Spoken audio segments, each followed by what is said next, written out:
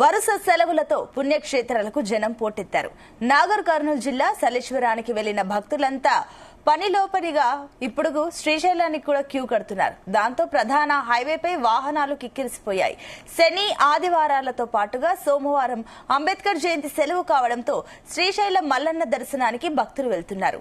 ఇక Mannanur check post వద్ద సలేశ్వరం వెళ్లే వాహనాలకు టోల్ వసూలు చేస్తుండటంతో ఒక్కో వాహనం ముందుకు కదలడం ఇబ్బందిగా మారింది. తాజాగా చెక్ పోస్ట్ నుంచి దాదాపు 6 కిలోమీటర్ల మేర భారీగా వాహనాలు ఆగిపోయాయి. సిద్దాపూర్ క్రాస్ రోడ్డు వరకు ట్రాఫిక్ జామ్ నెలకొంది. ఈ మేరకు లోకల్ పోలీసులు, అటవీ శాఖ సిబ్బంది, వాలంటీర్లతో కలిసి ట్రాఫిక్ ను క్లియర్ చేసేందుకు తీవ్రంగా శ్రమిస్తున్నారు.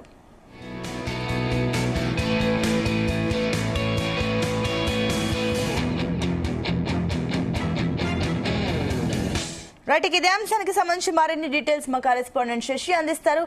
ఎస్ శశి, దాదాపుగా 6 కిలోమీటర్ల మేర ట్రాఫిక్ జామ్ అయినట్లు తెలుస్తుంది. ఇది ఎక్కడ ఉంది? అయితే గుడ్ మార్నింగ్ సునీత. వరుస సెలవులు కావడంతో మన దక్షిణ అమర్నాథ్ గా పేరొందిన ఏదైతే సలేశ్వరం ఉందో ఈ జాతరకు భక్తులు పోటెత్తారు. లక్షలాది భక్తులు కాలినడకన సలేశ్వరం ఏదైతే లింగమయ్య ఉన్నారో ఆయన లింగమయ్య జాతర కోసము తరలి వస్తున్న పరిస్థితి అయితే ఉంది. అయితే వరుస సెలవులు కావడంతో అటు హైదరాబాద్ నుంచి కావచ్చు, ఇటు ఆంధ్ర నుంచి కావచ్చు, ఏదైతే భక్తులు ఉన్నారో అది అధిక సంఖ్యలో రావడంతో ఇక్కడ ట్రాఫిక్ జామ్ అన్నది ఏర్పడింది.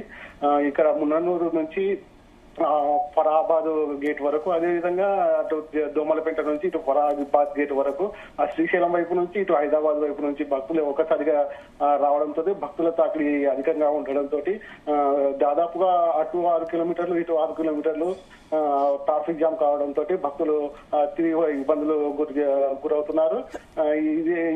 ఈ నేపథ్యంలో భక్తులు నడి రోడ్డు మీద, అదేవిధంగా ఎండ తీవ్రతకు నడి రోడ్డు మీద వేచి చూడాల్సిన పరిస్థితి అయితే ఉంది సునీత. అయితే శశి, మరోపక్క అటు భక్తులు కూడా భారీగానే వెళ్తున్నారు. అటు సలేశ్వరానికే కాకుండా శ్రీశైలం కూడా వెళ్తున్నారు కాబట్టి ఆ రకంగా అధికారులు ఏర్పాట్లు ఏమైనా చేశారా? అయితే సునీత, ఈ మున్ననూరు నుంచి ఫరాబాద్ వరకు 15 నుంచి 20 కిలోమీటర్ల దూరం ఉంటుంది.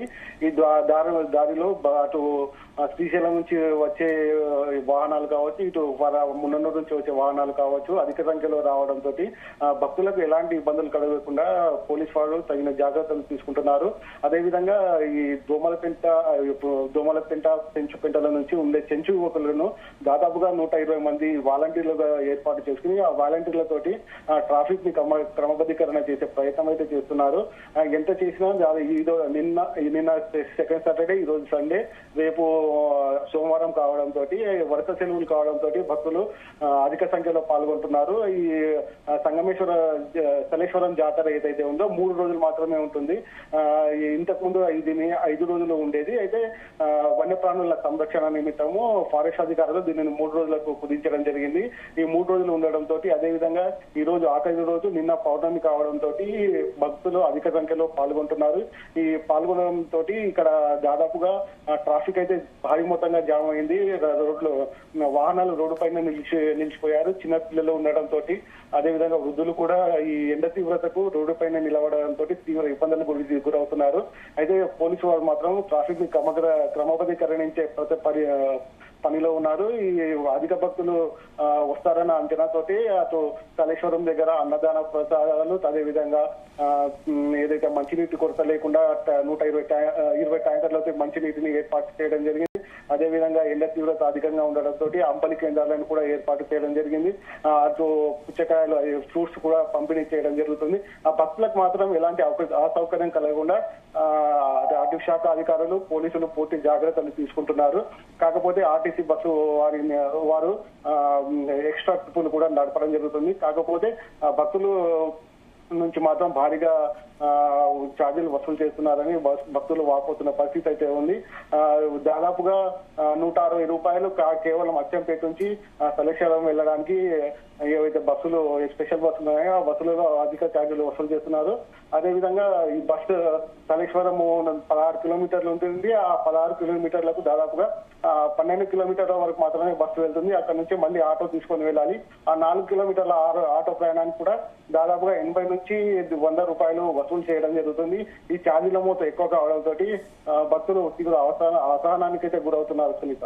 అయితే శశి, అసలు ఈ ట్రాఫిక్ క్లియర్ అవ్వడానికి ఇంకెంత సమయం పట్టే ఛాన్సెస్ ఉన్నాయి? అయితే ఈ ట్రాఫిక్ క్లియర్ కావాలి అంటే దాదాపుగా ఈ రోజు మొత్తం ఈ ట్రాఫిక్ క్లియర్ అయ్యే పరిస్థితి ఉంటుంది. ఎందుకంటే ఈ రోజు ఆఖరి రోజు కావడంతో హైదరాబాద్ నుంచి దాదాపుగా లక్షల మంది ఇక్కడ చేరుకుంటున్నారు. ఒక తెలంగాణనే కాకుండా ఆంధ్ర, మహారాష్ట్ర, కర్ణాటక నుంచి కూడా భక్తులు ఇక్కడ చేరుకుంటున్నారు. ఈ ఒక్క రోజు కావడంతో భక్తుల తాకిడి అయితే అధికంగా ఉంది.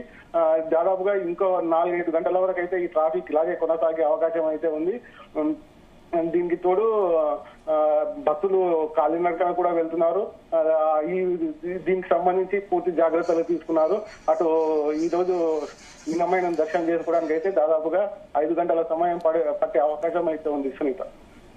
అయితే శశి, ఇప్పుడు ట్రాఫిక్ మళ్లింపు చర్యలు ఏమైనా తీసుకుంటున్నారా? డైవర్షన్ ఏమైనా చేస్తున్నారా? అయితే ట్రాఫిక్ డైవర్షన్ ఇది ఫరాబాద్ గేట్ నుంచి 6 కిలోమీటర్ల వరకు మాత్రం 2 వే ఉంటుంది. ఆ 6 కిలోమీటర్ల తర్వాత వెళ్ళడానికి ఒక దారి, రావడానికి ఒక దారి అని 2 దారులను చేయడం జరిగింది. ఈ 2 దారులు చేయడంతో కొంత ఉపశమనం అయితే కలిగిందని చెప్పుకోవచ్చు.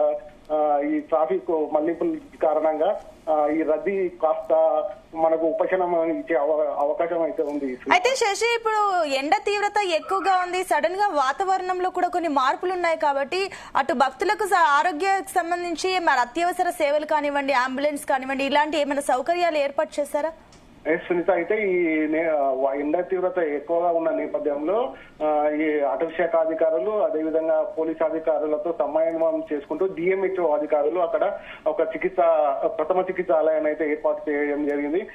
ఎండ తీవ్రత అధికంగా ఉండడం వల్ల వడదెబ్బ కొట్టే అవకాశం కూడా ఉంటుంది. అదేవిధంగా సొమ్మసిల్లే అవకాశం ఉంటుంది, డిహైడ్రేషన్ అయ్యే అవకాశం ఉంటుంది. ఈ నేపథ్యంలో మొత్తము వైద్యాధికారులు దాదాపుగా 40 మంది వైద్యాధికారులు, స్టాఫ్ నర్సులు కానీ డాక్టర్లు కానీ అక్కడ అవైలబుల్ గా ఉన్నారు. ఎవరికైనా ఏదైనా ఇబ్బంది జరిగే అవకాశం ఉంటే తక్షణమే చికిత్స అందించి అక్కడ నుంచి అంబులెన్స్ల ద్వారా దగ్గరలో ఉన్న ఉన్ననూరు హాస్పిటల్ కి తరలించే ఏర్పాట్లు చేశారు సునీత.